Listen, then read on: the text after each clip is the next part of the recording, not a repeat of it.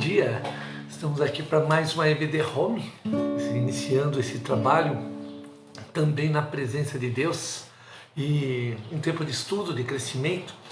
E hoje iniciamos aí uma nova série, um tempo também precioso na presença de Deus. Quero convidar você a fechar seus olhos e estarmos orando, primeiro louvando a Deus em oração e depois damos continuidade aí aos nossos estudos nesta manhã. Convido você a fechar seus olhos.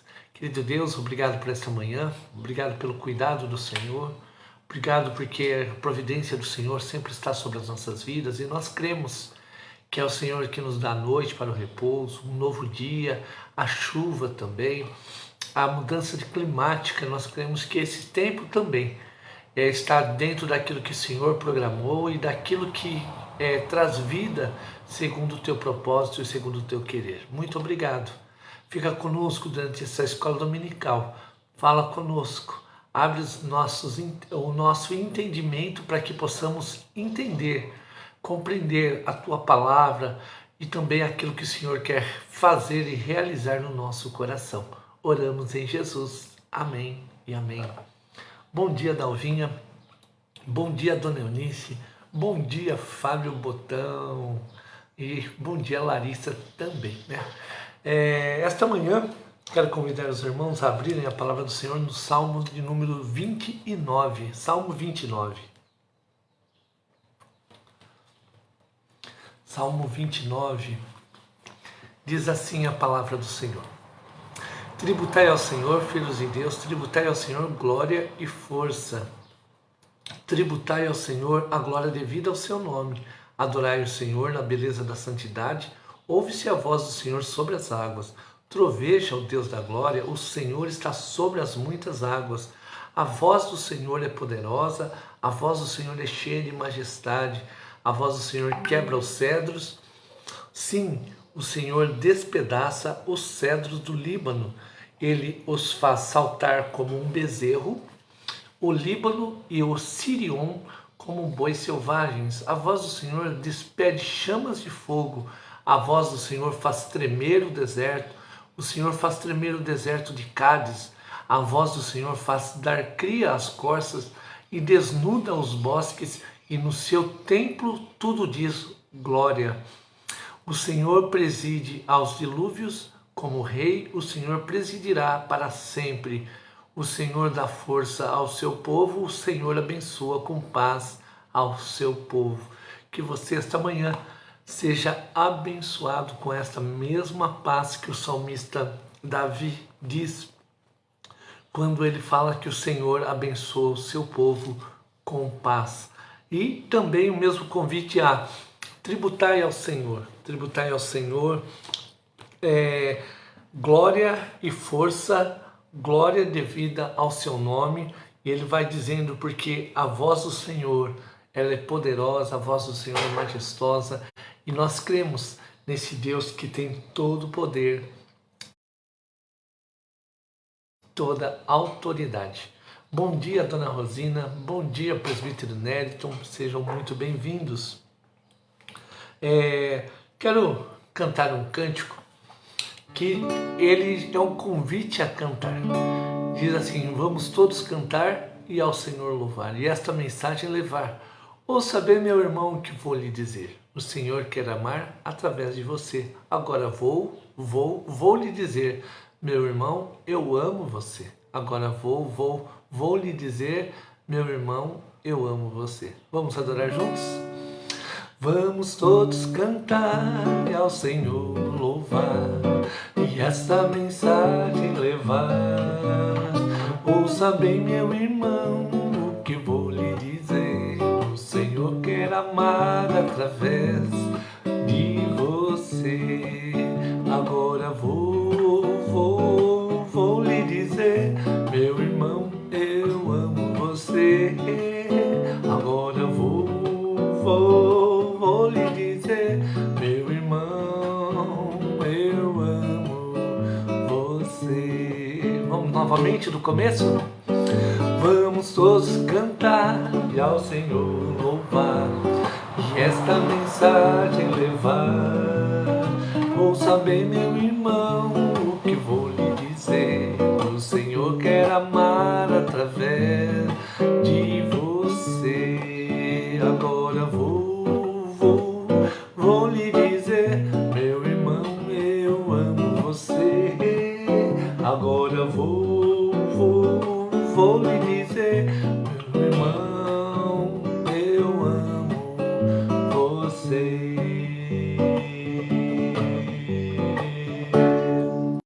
A cada dia pelo povo de Deus, pelas pessoas, é um tempo muito especial e precioso que Deus nos dá de termos pessoas amadas à nossa volta e de servirmos ao Senhor também com alegria e também em amor. Esta noite nós teremos a celebração da Ceia do Senhor. Também teremos um grupo especial, o Yamashita. Esse grupo são, se eu não me engano, são 12 vozes. E eles estarão adorando, louvando ao Senhor juntamente conosco no nosso culto. Talvez você pense, mas e como será, né? A nossa igreja tem uma quantidade de bancos reduzida e nós tínhamos a programação de colocar uma parte para fora, né, com a tela, mas não se preocupe. Agora chegaram algumas cadeiras, algumas 60 cadeiras, né?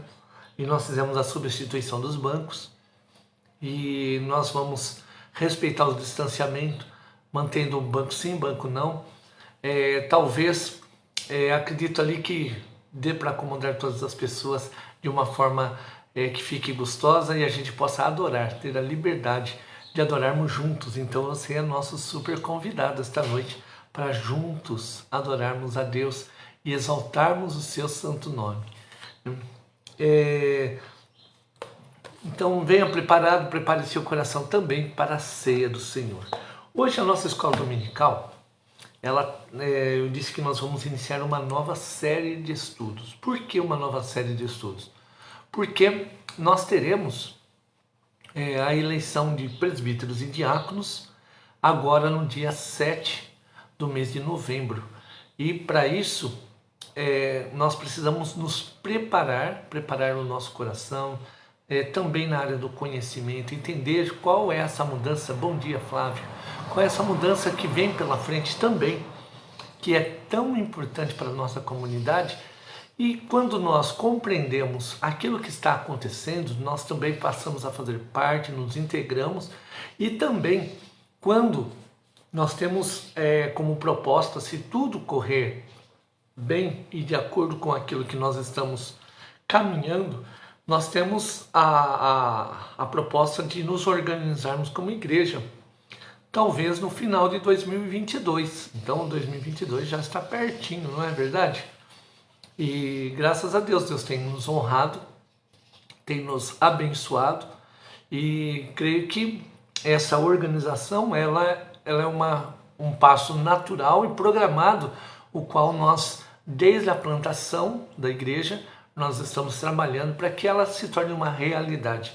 E também nós teremos um processo de eleição depois de diáconos, de presbíteros, de uma liderança para que a igreja também tenha essa organização. E participando do conhecimento e da organização que já existe, nós aprendemos também como desenvolver e também aprendemos a lidar com as nossas responsabilidades e também termos a maturidade de conduzir a casa do Senhor, assim como a palavra de Deus nos ensina. Então eu dividi em 4 estudos. O primeiro hoje, eu dividi assim. O primeiro estudo de hoje é a igreja que se identifica com o Senhor. Então, primeiro nós vamos falar sobre a igreja que se identifica com o próprio Deus. No segundo estudo, o diácono que se identifica com o Senhor. E no terceiro estudo, o presbítero que se identifica com o Senhor. E finalmente, a igreja que participa da obra do Senhor. Então hoje nós vamos iniciar falando sobre a igreja que se identifica com o Senhor. Então a igreja, quando ela caminha para, no caso aí, a eleição, ela também ouve o chamado de Deus e caminha em paz e com sabedoria. Ela ouve a voz do Senhor, assim como nós vimos hoje aqui. Deixa eu voltar aqui ao Salmo, né? A voz do Senhor é poderosa, a voz do Senhor é cheia de majestade, a voz do Senhor quebra os cedros, sim, o Senhor despedaça os cedros do Líbano, ele os faz saltar como bezerros, o Líbano e o Sirom como bois selvagens. A voz do Senhor despeja em chamas, a voz do Senhor faz tremer o deserto, o Senhor faz tremer o deserto de Cádiz. Então esta voz do Senhor, a qual nós ouvimos e nós participamos, ela faz transformações dentro do nosso coração e também faz transformação naquilo que nós participamos. Por isso, quero convidar você, neste primeiro momento, a abrir a palavra do Senhor no livro de Atos, Atos dos Apóstolos. Atos dos Apóstolos.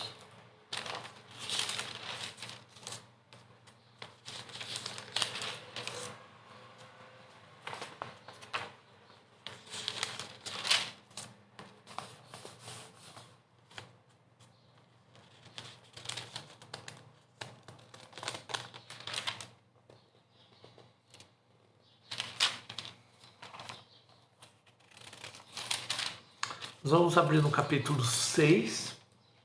Deixa eu ir acompanhando aqui a minha anotação, tá? O verso é o número 23. Atos.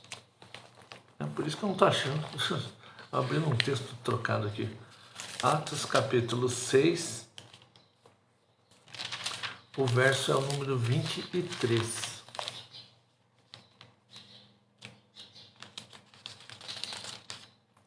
Perdão. É o verso número 1 em diante. Eu vi que minha anotação estava trocada ali. Diz assim a palavra do Senhor, a partir de Atos capítulo 6, o verso número 1 em diante. Ora, aqueles dias, multiplicando-se os números dos discípulos, houve murmuração dos helenistas contra os hebreus, porque as viúvas deles estavam sendo esquecidas na distribuição diária. Então os 12 convocaram a comunidade dos discípulos e disseram: não é razoável que nós abandonemos a palavra de Deus para servir às mesas. Mas, irmãos, escolhei dentre vós 7 homens de boa reputação, cheios, agradou a toda a comunidade e elegeu. Aí voltou. Então, sempre digo, paciência, principalmente dia de chuva. Olha só, verso número 5 de Atos capítulo 6. O parecer agradou toda a comunidade e elegeram Estevão, homem cheio de fé e do Espírito Santo, Filipe, Prócono, Nicanor, Timão, Pármenas e Nicolau, prosélito de Antioquia. Apresentaram-nos perante os apóstolos e esses, orando, lhes impuseram as mãos. Verso 7, crescia a palavra de Deus e em Jerusalém se multiplicava o número dos discípulos. Também muitíssimos sacerdotes obedeciam à fé. Observa que lá na igreja em Atos, a igreja, na formação ali da igreja, também teve um tempo de eleição. E quando eles elegem, ou quando eles escolhem as pessoas, é para que agora a igreja também cresça ordenadamente e tenham líderes com maturidade espiritual. Observa essa palavra, maturidade espiritual, para conduzir a igreja e realizar a obra a qual foram chamados. Muitos são os desafios da igreja dos nossos dias. Entender seu chamado e caminhar dentro de uma sociedade que está em constante mudança sem perder sua identidade é um grande desafio. Então, nesta série, vamos dividir, como eu disse, em 4 partes. A igreja que se identifica com o Senhor, o diácono que se identifica com o Senhor, o presbítero que se identifica com o Senhor e a igreja que participa da obra do Senhor. Então, nesse primeiro ponto, eu já organizei aqui o meu estudo. Eu quero falar a organização da igreja. vou usar aqui uma ilustração. E certo homem chamado John encontrou seu amigo que não via há muitos anos num banco. Encontraram naquela conversa comum, conversa vai, conversa vem. John comentou que estava indo a uma igreja presbiteriana. O amigo disse que já foi em uma igreja, que não lembrava se era presbiteriano ou outro nome. E ele o amigo finaliza dizendo, mas no final disse, e igreja é tudo igual. Então a pergunta que eu quero fazer a você, será que todas as igrejas são iguais? Será que essa seria a sua resposta também se você encontrasse seu amigo no banco ou no supermercado? Que igreja é tudo igual? Então a pergunta seria, se fosse você encontrando seu amigo, o que você responderia? Quando olhamos superficialmente, não parece haver diferença, mas quando olhamos cuidadosamente, o sistema presbiteriano traz um tipo de identidade na fé pautada na palavra de Deus e um sistema de governo que apresenta uma fé responsável e acolhedora. Claro, não estamos aqui para falar das outras igrejas, mas estamos para falar do nosso arraial, da nossa igreja. Por isso, vamos olhar para o nosso arraial e tirar algumas lições que são importantes. O sistema de governo presbiteriano está firmado dentro de uma estrutura que traz uma identidade denominacional, que tem como base os 5 solas. Quais são os 5 solas? Primeiro, somente as Escrituras. Então, as Escrituras, elas é a nossa regra de fé e prática. Quero convidar você a abrir lá em 2 Timóteo, capítulo 3, verso número 16. Então, 2 Timóteo, capítulo 3, eu vou ler do 14 em diante. Tu, porém, permanece naquilo que aprendeste e de que fosse inteirado, sabendo de quem o aprendeste, e que desde a infância sabes das sagradas letras, que podem tornar-te sábio para a salvação pela fé em Cristo Jesus. Ele vai finalizar agora do verso 16, que eu quero que você tenha como foco. Toda a Escritura é inspirada por Deus, então por isso, somente a Escritura, toda a Escritura é inspirada por Deus e é útil para o ensino, para a repreensão, para a correção, para a educação na justiça. E por que ela é útil para isso? Para todos esses itens. Agora o verso 17, Paulo responde, a fim de que o homem de Deus seja perfeito e perfeitamente habilitado para toda boa obra. Então, qual é um dos pilares ou um dos solas que a igreja reformada tem?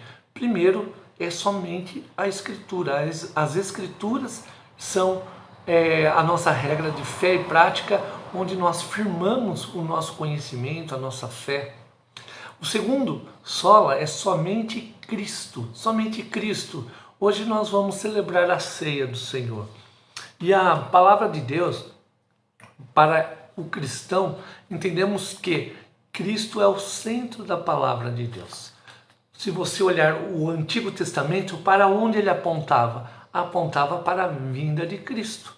Então, a vinda do Messias, aquele que era o escolhido do Pai. Lembra que nós lemos, aliás, do sermão da semana passada e retrasada, eu falei em João capítulo 4 sobre a mulher samaritana, onde ela dizia, o Cristo que nós esperamos, e Jesus vai dizer, eu sou.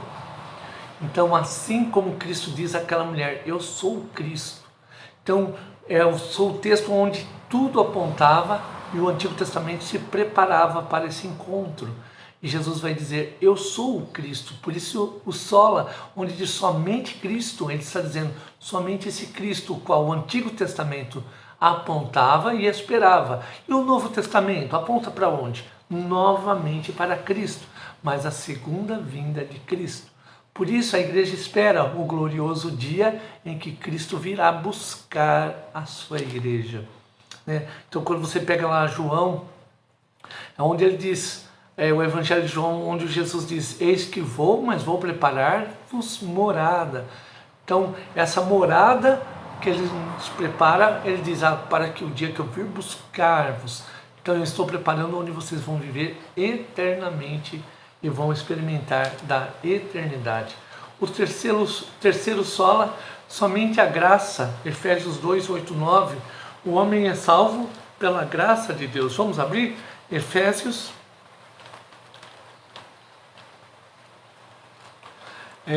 Efésios capítulo 2, o verso 8 e 9. Pela graça sois salvos, mediante a fé, isso não vem de vós, é um dom, ou seja, um presente de Deus para mim e para você. Então somente a graça, somente essa graça maravilhosa que o Senhor nos dá através de Cristo Jesus e que nos habilita agora a viver e experimentar essa salvação. Por isso ele diz, pela graça sois salvos mediante a fé. Isso não vem de vós, é um presente de Deus. Mas olha o verso número 9.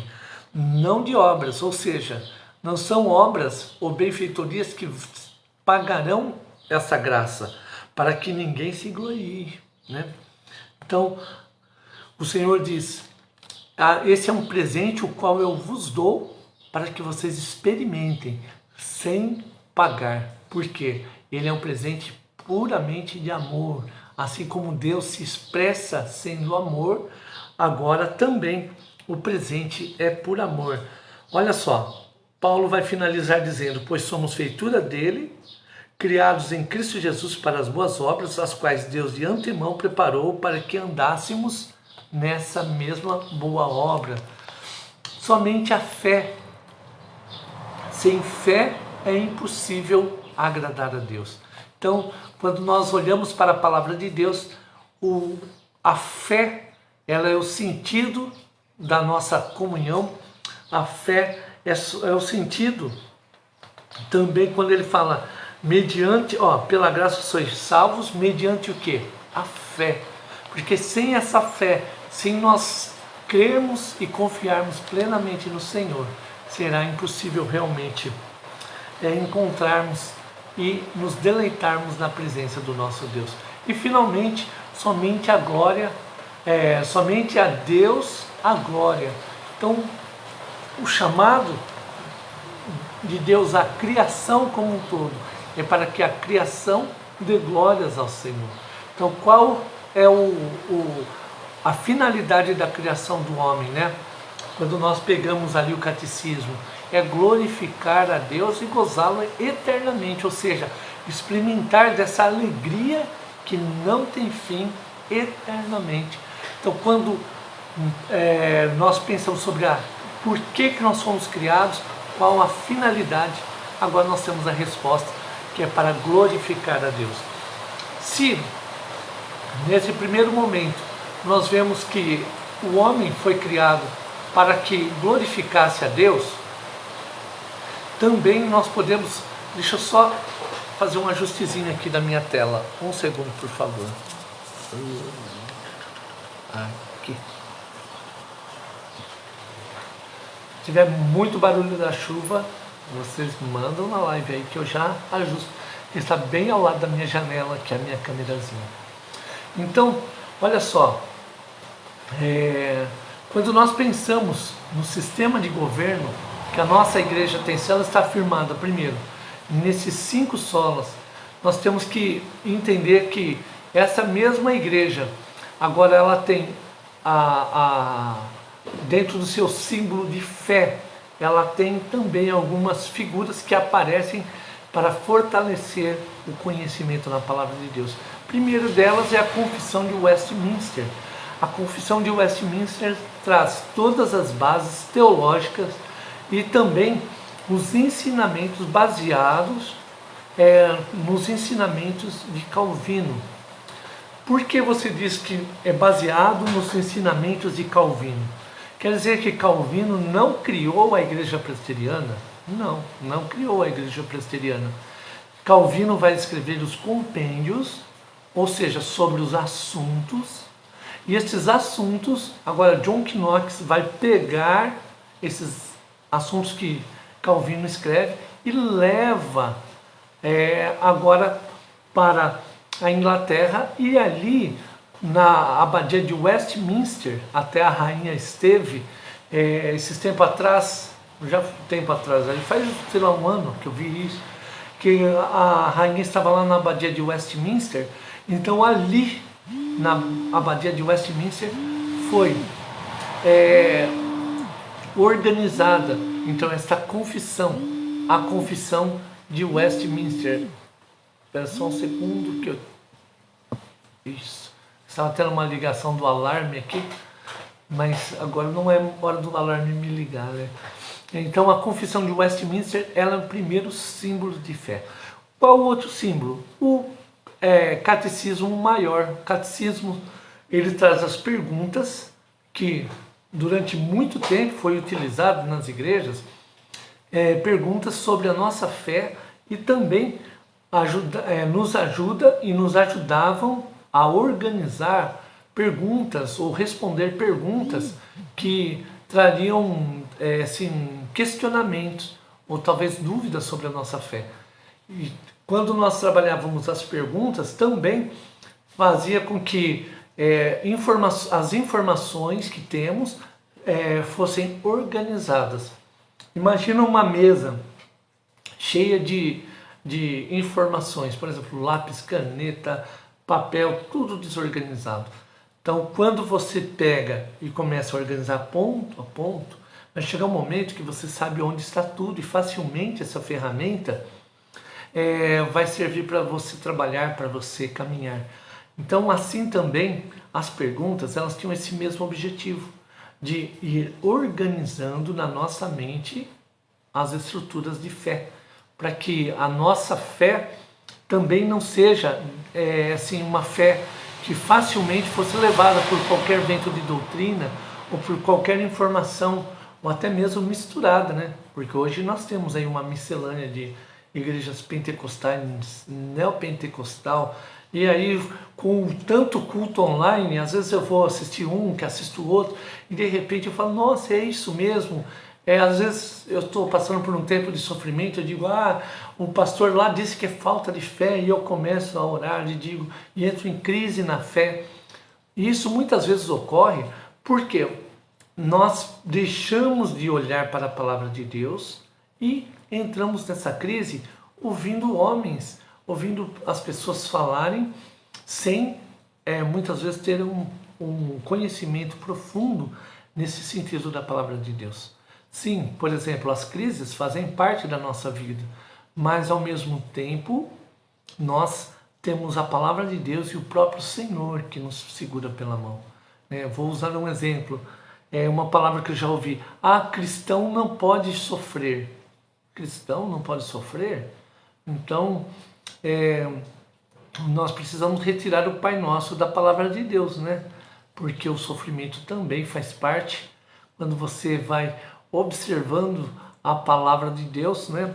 Você vê que o Senhor diz sempre para que haja um livramento, mas mesmo que eu passe pelo vale da sombra da morte, então eu posso passar? Posso passar, né? Mas eu não temerei, porque o Senhor está comigo. Percebe a diferença? Então eu posso passar sim pelo vale. Eu vou passar muitas vezes durante a minha caminhada, mas eu não temerei porque o Senhor está comigo. Percebe a diferença? Então o cristão pode passar pelas lutas? Pode passar. Então a confissão, e finalmente o breve catecismo. Então esses três, confissão de fé de Westminster, catecismo maior e o breve catecismo, também aí agora fecham essa estrutura, agora trazendo como símbolos de fé da nossa igreja. Se num primeiro momento nós temos os solas, 5 solas, somente a Escritura, somente Cristo, somente a graça, somente a fé, a Deus, a glória. Agora nós temos os símbolos de fé, o breve catecismo, o catecismo maior, a confissão de Westminster, e também temos aqui um manual presbiteriano. O meu aqui talvez saia aí ao contrário para você, porque eu estou usando a câmera frontal. Mas a confissão de fé, ela também agora, juntamente com os solos, eles geraram também uma constituição, o qual terá trarão os parâmetros para que a nossa igreja trabalhe organizada.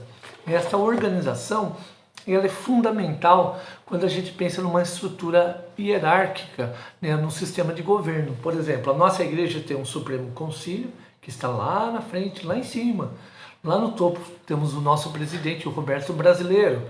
Depois do Supremo Concílio, abaixo nós temos os sínodos. Os sínodos são divididos em, não me lembro agora quantos sínodos tem no Brasil, mas o nosso é o sínodo metropolitano. Então esse sínodo ele está acima, abaixo do Supremo Concílio e está acima dos presbitérios. Nós conhecemos o presbitério aqui, o Grande Londrina. E então por exemplo, tem uma situação, quem cuida do presbitério? O sínodo. O sínodo vai olhar se o presbitério caminha bem, se está tudo em ordem. E quem cuida do sínodo? O Supremo Concílio, que está acima. Então, essa hierarquia ela vai ajudando nesta organização. E, então, quem está abaixo aqui do presbitério? Estão aqui as igrejas, a assembleia. E dentro das igrejas nós temos o nosso conselho. Então a igreja elege o seu conselho e esse conselho ele vai gerir a igreja, que vai estar ligado ao quê? Ao presbitério, e o presbitério vai estar ligado ao sínodo e o sínodo vai estar ligado ao Supremo Concílio. E por que então toda essa organização?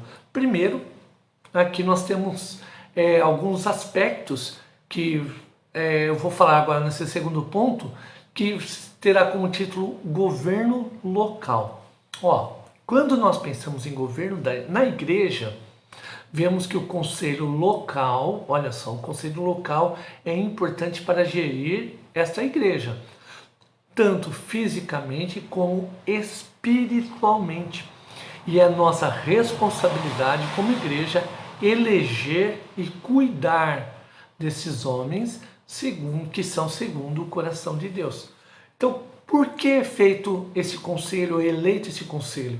Para que agora nós tenhamos também uma ordem dentro da casa do Senhor. Percebe? Então, nós vamos trazendo a organização macro, né? E agora nós vamos trazendo também micro, para que a casa do Senhor caminhe em paz, em organização, caminhe segundo a vontade de Deus. Por isso precisamos ter alguns cuidados. Aqui nesses cuidados, nós precisamos pensar quando eu vou votar. Como igreja, eu preciso pensar agora que este governo, ou esse conselho, ou esta junta de diáconos, eles serão eleitas pela igreja. E se a igreja não tiver a sabedoria e não tiver a visão de Deus, a igreja pode caminhar, pode passar por dificuldades, tanto na área espiritual como na área física. Por que você faz esta afirmação, pastor? Vou explicar para você. Vou pensar primeiro no físico. Por exemplo, se o conselho não for um conselho que tenha uma estrutura de hierarquia, mas também de conhecimento, ele pode fazer investimentos ou ter gastos descompensados e pode, no final de uma assembleia, estar com a igreja toda endividada. Então, primeiro nós precisamos ter homens que tenham a sabedoria nesse sentido. Então, para que administre bem e gerencie bem a casa do Senhor. Bom dia, Camila. Seja bem-vinda, querida. Então, administre bem e cuide bem da casa do Senhor. Cuide bem daquilo que não pertence aos homens, mas pertence ao próprio Deus.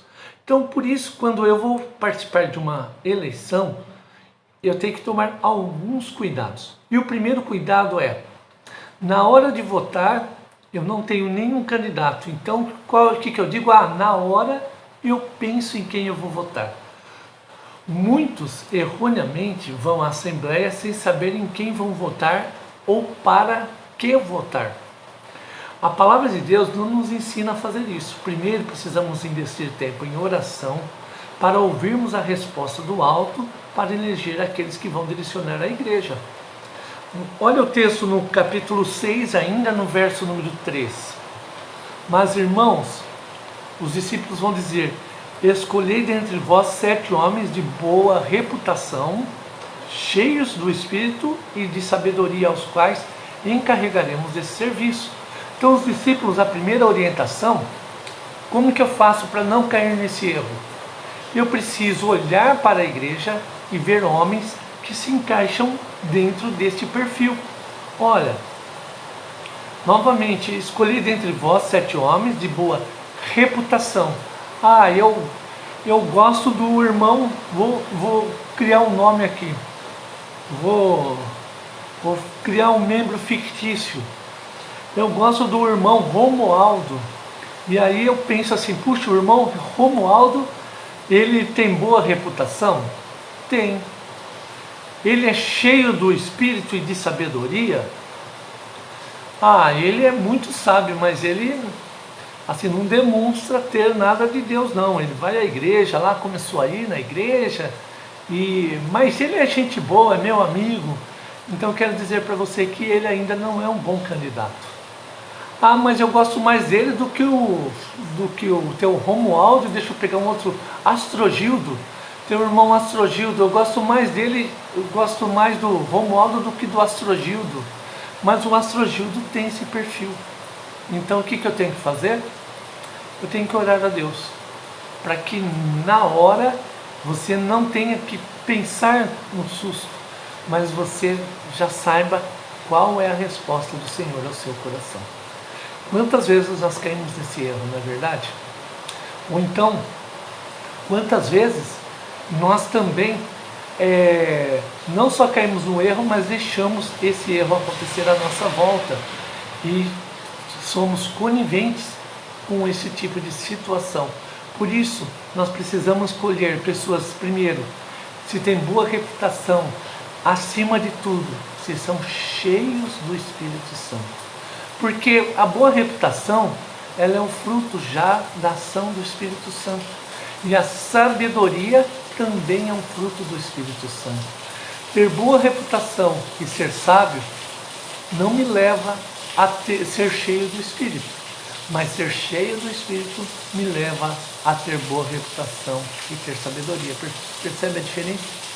Por isso, quando a palavra de Deus ela vai nos trazendo parâmetros, é para que não caiamos ou não entremos em alguns erros. Vou puxar minha câmera novamente. Paciência, irmãozinho. Aqui. Talvez você pergunte: mas pastor, por que você está puxando a câmera? É porque o meu texto está por baixo dela. Outro parâmetro. Precisamos ter sempre um parâmetro para eleger um servo do Senhor. Então, se esse servo ele condiz com a palavra do Senhor, esse é um excelente parâmetro para você eleger uma pessoa. Segundo erro que nós podemos cometer: soprar o nome para os vizinhos votarem. Então, seria uma campanha política local. Neste caso, o erro é duplo. Tanto quem sopra o nome, quanto aqueles que vão na onda. O primeiro não demonstra que estava em oração, nem confia que o Senhor está levantando o próximo oficial. Reparou isso?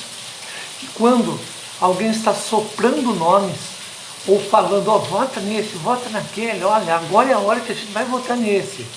Não, esse é um erro duplo, tanto de quem está fazendo e tanto daqueles que vão na onda. Por quê?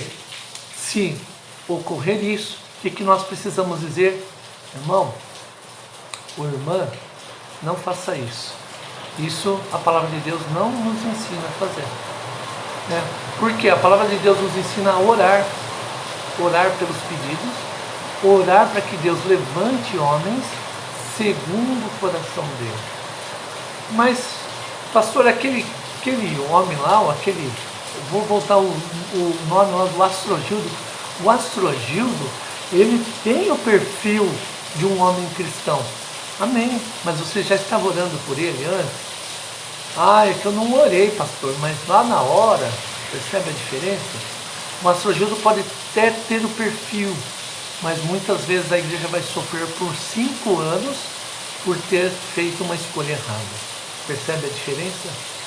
Por isso a oração faz toda a diferença. Vamos lembrar do profeta Samuel, quando Deus fala para ele e a casa de Levi que ele vai levantar Davi como rei. Samuel, ele olha a aparência e já na primeira ele erra. Sabe por quê? Porque Samuel, sendo um profeta de Deus, estava desconectado da voz de Deus. Ele ouve o quê? A voz do seu coração, da aparência. É esse o perfil. E quando ele fala assim, é esse o cara, Eliabe é o cara que vai ser o perfil do novo rei. Deus diz, epa, pera, calma. Ele diz, Samuel, você olha o exterior, mas eu olho o coração. E assim também, quando nós oramos, Deus mostra o coração daqueles os quais Deus quer levantar para a sua obra. Por isso, o que nós temos que fazer? Orar, colocar diante de Deus e deixar Deus falar ao coração do seu povo. Nós queremos ter uma igreja liderada por homens espiritualmente preparados. Então, o que nós temos que fazer? Orar. Orar, jejuar, nós vamos chegar ali. Terceiro erro. Então, o primeiro erro era deixar para em cima da hora. Chegou lá, eu voto, eu faço na hora. Segundo, soprar o nome para o vizinho. E o terceiro erro pode ser votar por afinidade e amizade apenas. Devemos ter o cuidado de não ir por este caminho. A Bíblia traz vários alertas sobre a responsabilidade de um oficial. E caso não esteja preparado, o cargo que deveria trazer honra se tornará um fardo pesado, tanto para o que foi eleito quanto para com a igreja local. Olha só, aquilo que deveria ser bênção se tornou um grande problema, ou um fardo para a igreja que votou ou que escolheu alguém porque eu gostava e simplesmente por afinidade. Claro que nós queremos ter afinidade com as pessoas que nós votamos, mas temos que tomar este cuidado, porque se nós votarmos de maneira errada, também podemos cair nesse erro. Olha só, quero convidar você a abrir a palavra de Deus em 1 Timóteo, capítulo 3. 1 Timóteo, lá no Novo Testamento. Diz assim o texto, ó. Fiel é a palavra. Agora voltou. Então, ó. 1 Timóteo, capítulo 3. Fiel é a palavra. Se alguém aspira ao episcopado, excelente obra almeja. É necessário, portanto, que o bispo seja irrepreensível. Então, agora já começa aqui, ó, irrepreensível, esposa de uma só mulher, temperante, sóbrio, modesto, hospitaleiro, apto para o ensino, não dado ao vinho, não violento, porém cordato, inimigo de contendas, não avarento, e que governe bem a própria casa, criando os filhos sob disciplina, com todo o respeito. Pois se alguém não sabe governar a própria casa, como cuidará da igreja de Deus? Não seja neófito, ou seja, novo na fé, para não suceder que se ensoberbeça e incorra na condenação do diabo.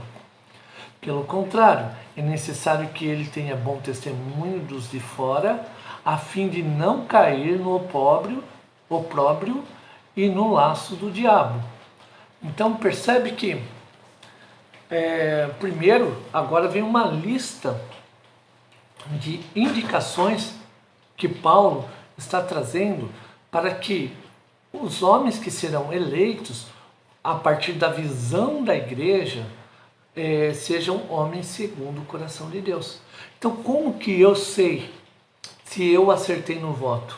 Primeiro lugar, eu preciso seguir o que Paulo está dizendo. Paulo, em 1 Timóteo, traz um manual que é como um mapa da mina, para que a gente possa votar corretamente. Então, se nós vimos 3 exemplos aqui de formas que não podemos votar, nós precisamos agora olhar também o caminho para elegermos alguém. Então, o primeiro lugar que eu quero destacar é o seguinte, se alguém aspira o episcopado, Paulo vai dizer o quê? Excelente obra ele está almejando. Não é errado almejar servir ao Senhor como um diácono ou como um presbítero.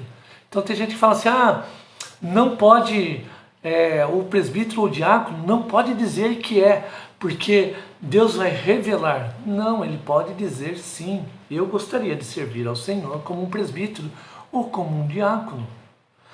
Mas é falta de humildade. Não é falta de humildade, mas é um coração disposto a servir ao Senhor. Por isso Paulo vai dizer, se alguém aspira, ou seja, deseja ser um desses servos, olha só, boa obra ele está escolhendo. Ele está escolhendo corretamente.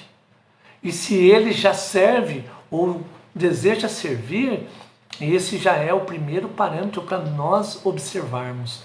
Não é errado, então, almejar servir ao Senhor. Na verdade, é um desejo que flui de uma vida de oração e dedicação ao reino.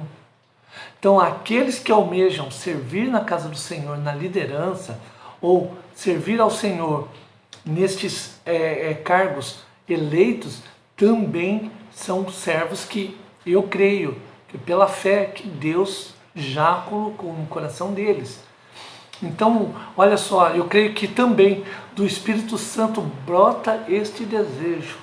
Por isso, Paulo afirma que é uma excelente obra ele almeja. Então, se você já sabe que existem irmãos que almejam, então amém, já é o primeiro parâmetro. Guarde esse parâmetro. Se você às vezes pensa, eu quero que o irmãozinho B, eu quero indicar o nome dele, quero votar nele.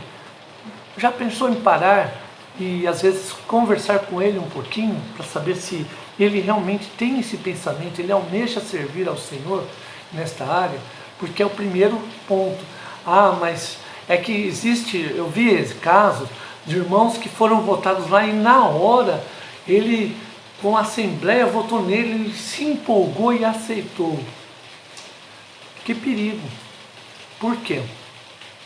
Primeiro, ele não estava preparando seu coração para servir ao Senhor. Nós não servimos no susto, nós servimos com o coração preparado. Por isso, se você tem um nome de um irmão, de uma irmã, que você fala assim, olha, eu quero que assumam lideranças, olhe por eles. Mas é que eu vou votar, eu vou pegar um exemplo que eu vi há 30 anos atrás, não que eu seja tão velhinho, tá, gente? Mas há 30 anos atrás aí, votaram em uma irmã para presidente da SAF. E essa irmã, ela era assim, casquinha de ferida. Ou seja, ela dava problema direto, ela questionava tudo, ela dizia que todo mundo estava errado. Daí as mulheres juntaram e votaram nela para presidente naquele ano. Pergunto para vocês, deu certo? Claro que não. Porque a motivação, tanto de quem pensou isso e de todos os que votaram mal intencionados. E Deus não abençoa. Primeiro, porque a palavra de Deus não nos ensina a fazer a justiça com a nossa própria vontade ou com o nosso próprio voto. Deus nos ensina a honrar a sua casa, a servir, a exortar e a caminhar com os irmãos. A palavra de Deus nos ensina a abraçar e não a atacar o outro irmão. Percebe a nossa motivação? Se eu desejo votar no irmãozinho X, eu preciso fazer o quê? Orar. Se eu tiver uma oportunidade, eu vou lá conversar um pouquinho com ele e falar do meu desejo de votar nele e que eu vejo nele um servo do Senhor para servir tanto no diaconato como no presbiterato. Você já pensou nisso? De falar, irmão, queria te dar uma palavra.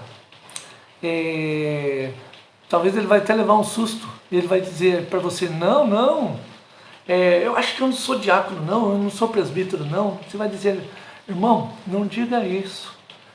Eu estou orando e eu creio que Deus tem mostrado a sua vida. Ora por isso também. Não diga não, mas ore por isso também. E deixa Deus falar tanto ao seu coração como criar força, ajudar o irmão e não criticar o irmão. Percebe a diferença? Então, segundo parâmetro que eu quero destacar, é necessário que esse servo, aqui o bispo, ele diz, que seria a figura do presbítero. Voltamos. Então é necessário que o bispo seja irrepreensível. Primeiro, se o irmão anda fazendo coisas que a gente vê que é errado, então também nós temos que tomar um certo cuidado. Esposo de uma só mulher, se a pessoa é mulherengo, você vê assim que volta e meia ele está olhando para a mulher do outro e ele é casado, você já vê que não é um bom exemplo. Você já vê que não é um bom parâmetro. Temperante. É um cara temperado, bem tranquilo, ele é sóbrio, ele é modesto, ele é hospitaleiro. O presbítero ele tem que aprender a receber as pessoas dentro de casa, ele tem que aprender a ser uma pessoa que visita. O diácono também, apto para ensinar. O presbítero, você olha lá e fala assim, o irmãozinho não sabe a Bíblia nem para ele. Como que eu vou votar nesse irmão que vai dirigir, conduzir a igreja espiritualmente? O presbítero, ele precisa estar preparado para muitas vezes assumir até a função ali do pastor. Às vezes assumir a pregação. Mas esse irmão não... E a igreja como vai ficar? A igreja precisa olhar e entender quem está vindo à frente. Quem está conduzindo. Às vezes a pessoa não sabe nada sobre a palavra de Deus e ele vai dirigir espiritualmente essa igreja, não dado ao vinho. Aqui, às vezes você chega lá, o irmão, você vê ele sempre no boteco, e aí no domingo ele está na igreja bonitão lá, mas você sempre vê ele bebendo, às vezes uma situação ou outra, não violento. Então veja só, se você observa no cotidiano a pessoa, você vai observando e vai vendo também espiritualmente se essa pessoa ela se enquadra naquilo que a palavra de Deus chama viver. Olha só, não violento, porém cordato. O presbítero é o que dá menos exemplo. Vai no futebol, desce o sapato no irmão. É que no futebol a gente não... a gente deixa Jesus lá fora e entra na voadora no irmão. Está errado. Está errado, irmãos. Essa é uma verdade. Se o presbítero ou o diácono é um cara que não consegue resolver as coisas e às vezes é violento, então agressivo, alguma coisa está errada. Inimigo de contendas. Aquele irmão que eu vou votar, ele foge de problemas. Ele, se tem um problema na casa do Senhor ou fora, ele vai lá pacificamente, tenta resolver, deixa isso para lá, vou perder porque eu quero ganhar mais perdendo do que... Então não avarento, que governe bem a própria casa. O irmão, a casa dele é um estrago, é uma derrota a casa dele. Mas eu vou votar nele, olha só, que Paulo vai dizer, que governe bem a sua própria casa, criando os filhos sob disciplina, com todo o respeito. Então, se dentro da casa dele, ele não governa bem a casa, como esse irmão vai governar a casa do Senhor? É o verso número 5, né? Pois, aqui de 1 Timóteo capítulo 3. Pois se alguém não sabe governar a própria casa, como cuidará da igreja de Deus? Então, quem tem que observar isso? É a igreja. É a igreja. Então, mas eu não convivo com os irmãos. Então, quero dizer para você, às vezes, é melhor conversar com outros irmãos que convivam, para que você tenha a sabedoria no votar e a oração para também tranquilizar o seu coração. Por quê? É um ponto específico para nós observarmos. E não seja neófito, ou seja, novo na fé. Porque ser novo na fé, deixa eu puxar novamente. Ser novo na fé, primeiro que a nossa Constituição, ela já nos traz uma orientação sobre isso. E também, a pessoa que é nova na fé, ela não tem a vivência e às vezes a estrutura para entender a própria engrenagem da religião e da igreja. Porque existem casos ou situações que precisam trabalhar com sabedoria e não a ferro e fogo. Já pensou se nós levássemos tudo a ferro e fogo? Não ia sobrar ninguém na igreja. Mas se nós trabalharmos para que a igreja se organize, resolva o seu problema, às vezes uma situação lá que nós podemos resolver pacificamente. Às vezes, dependendo da forma que tenta se resolver, você perde tudo, inclusive até um membro da igreja, e às vezes famílias da igreja, por ter agido sem sabedoria e às vezes pensando, não, eu estou fazendo o que a palavra de Deus nos diz. Então, em primeiro lugar, Jesus diz para amar. Se há sim uma disciplina, há uma correção, uma exortação que seja na justiça, mas a justiça de Deus. Então, quem age, qual a justiça que o cristão precisa agir? É na justiça de Deus. Como Deus agiria com você? Deus, Ele não desceria fogo do céu. Então, por que eu vou descer fogo sobre meu irmão? Percebe a diferença? Então, a pessoa que tem essa sabedoria, ela também, ela conhece e ela é conduzida por Deus. Outro ponto, terceiro ponto positivo também, precisamos olhar com os olhos da fé para aqueles que almejam servir ao Senhor. Melhor que o cargo fique vago a eleger somente porque tem que votar. Então, esse também é um terceiro e último cuidado. Nós precisamos olhar com os olhos da fé para aqueles que almejam e ter esse cuidado e cuidar deles. Mas também pensar, se não tem nenhum, é melhor que o cargo fique vago do que eu haja com displicência naquilo que eu estou fazendo. Terceiro e último ponto, como ouvir a resposta do Senhor. O apóstolo Paulo, no capítulo 2 de Timóteo, 1 Timóteo, inicia falando sobre a postura do cristão quanto aos governantes, tanto local como os que conduzem dentro da sociedade. Olha só, vamos ao capítulo 2 de 1 Timóteo.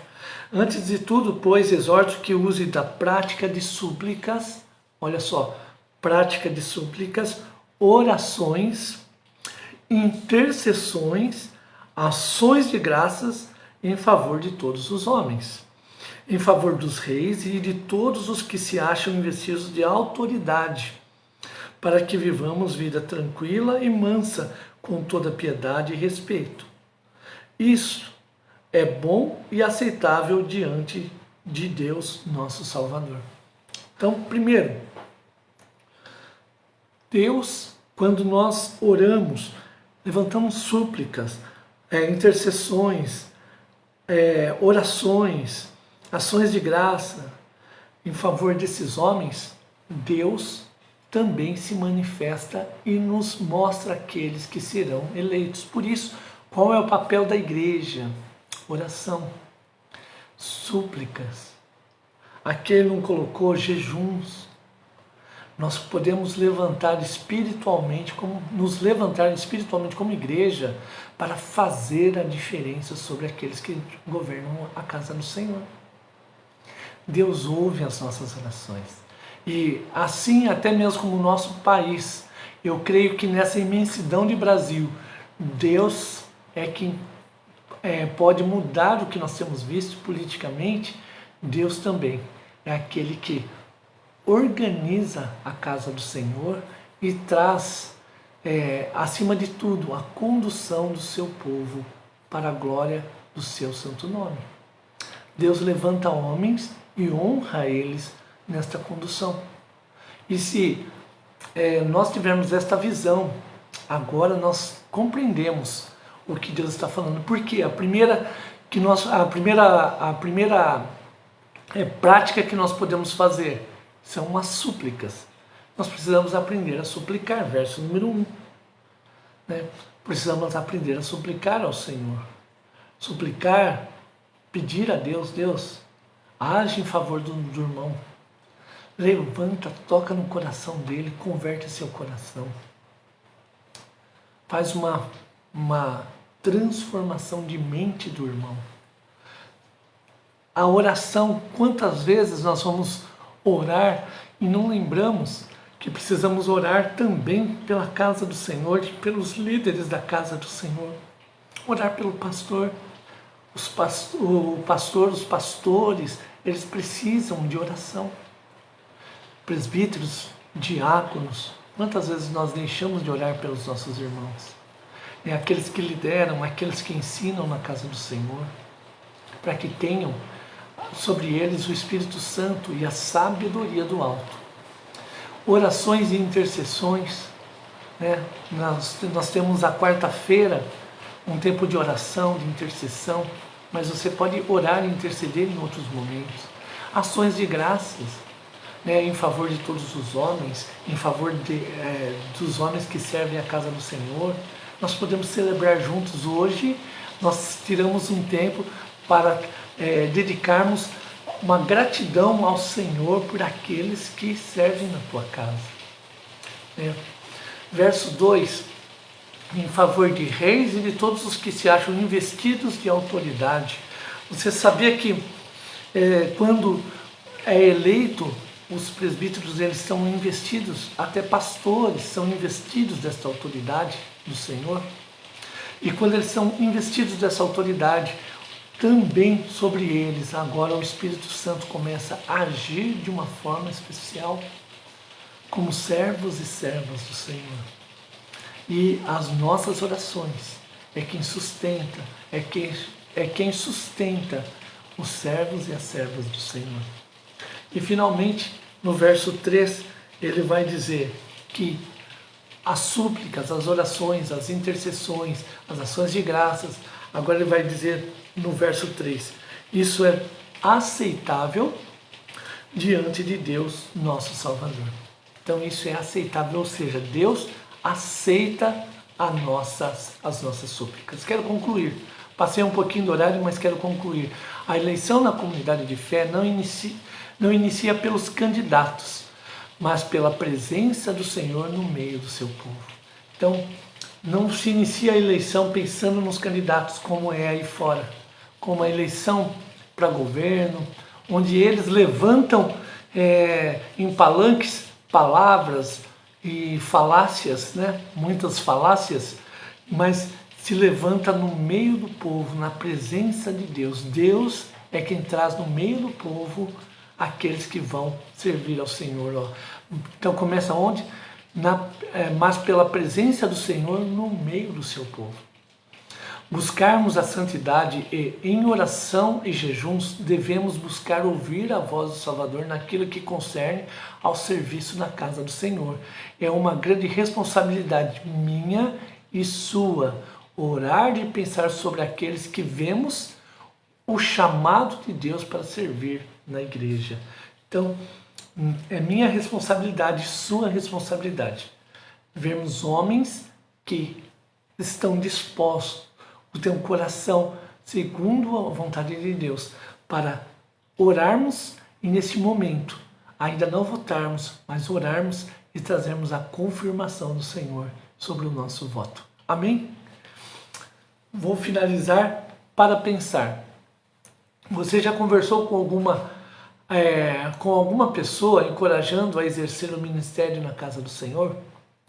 Então esse é o primeiro desafio que eu quero trazer a você. Então pense nisso. Você já pensou em conversar com algum irmão, encorajando ele para servir ao Senhor na área que você pretende votar? Então, quando você conversar com ele, encoraje, dizendo, muitas vezes, eu vejo as características da palavra do Senhor sobre a sua vida. Isso não é inflar o ego, não, irmãos. Isso é conversar francamente. Aprendemos a conversar de uma forma sábia e madura na fé. Segundo, você crê que o Senhor é quem levanta os oficiais? Essa resposta é somente sua. Eu creio. E eu creio que Deus vai levantar as pessoas certas também para servi-lo como diácono e como presbítero na casa do Senhor. A igreja pertence a quem? A Deus. Porque quando a igreja pertence a homens, tem tudo para dar errado. Mas quando ela pertence a Deus, tem tudo para dar certo. Então cabe, como eu disse, a mim, eu e você orarmos e crermos que Deus tem as pessoas certas para servir. Amém? Quero orar finalizando a nossa escola dominical. Querido Deus, obrigado por essa escola dominical. Obrigado porque aqui pudemos olhar como o povo do Senhor. Entender que tem um chamado que inicia no meio do teu povo para olharmos para servos e servas. E a partir da ótica da tua palavra, confiado no teu Espírito Santo, pela fé, elegermos, ó Pai, homens segundo o teu coração.